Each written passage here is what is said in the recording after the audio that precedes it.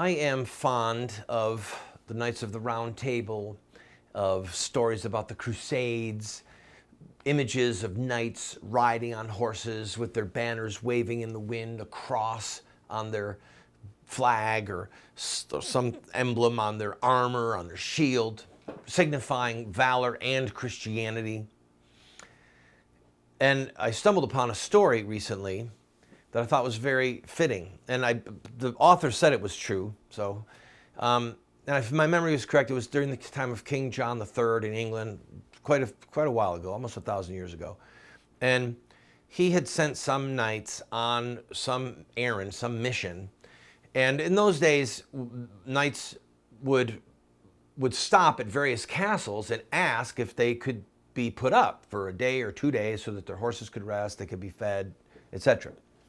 So when the knights were going up towards the northern border, towards Scotland, where the ruins of Hadrian's Wall are, they came upon a castle that none of them have ever been to, and it was they all just kind of looked at it and thought, huh.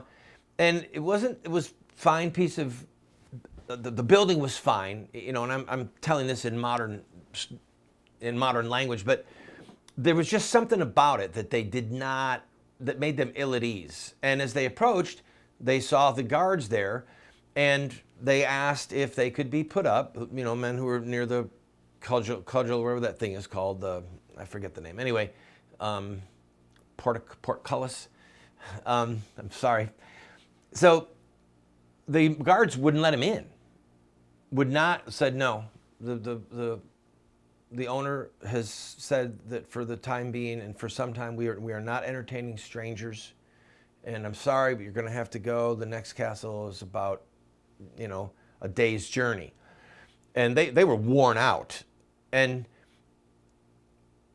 they explained, we're on the king's business, and the man said, well, you know, we're thankful for His Majesty, but you can't stay here. So they left. But then when they got just far enough away so the guards couldn't see him, they talked and they said, this something is not right. And one of them said, I was watching while you were talking with him, and he said, I could see people coming and going from the back corner, and it looked like, you know, the servants were looking over their shoulder to make sure that people weren't seeing them. Something is just not right there. And they debated what to do, what not to do. And then finally, one of them noticed, just through a little clearing, what appeared to be a graveyard. But they weren't sure. There was loose dirt, there was new dirt. And so they came over and they started kicking around in the dirt, and it turned out to be a shallow grave. And there were literally the remains of babies, of small babies. So they were, as you can imagine, freaked out. They didn't know what to do, but they said, all right, look, we're not leaving. Let's camp here for the night. So they sat. They didn't even build a fire. They didn't want them to know that they were nearby.